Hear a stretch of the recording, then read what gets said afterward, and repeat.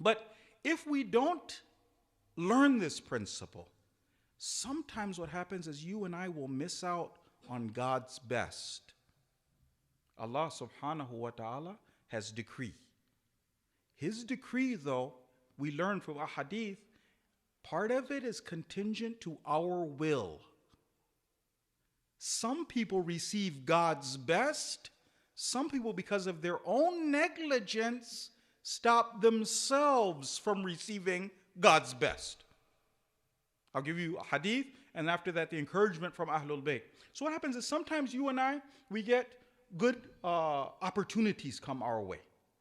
Good opportunities. Chances for us to do something special, to change our lives for the better, to do something for Islam and the Muslims. What happens? Sometimes this lack of confidence and belief that God sees me as being strong, this takes over. The person stops themselves from receiving Allah's best. I'll give you one hadith. The hadith is from the first Imam. It says this: الحياء يمنع الرزق. Being shy when I'm not supposed to. Not thinking God's going to come through for me. Not believing Allah's promises. Shrinking back from opportunities. يمنع الرزق.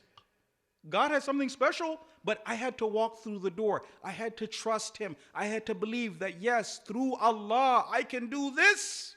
I don't. I stop myself from receiving Allah's best. So the ahadith of Ahlul Bayt, they tell us that these opportunities pass like clouds. So take advantage of good opportunities. They come your way. Don't be afraid. Step into it. Receive Allah's best. The problem with some of us, and inshallah this isn't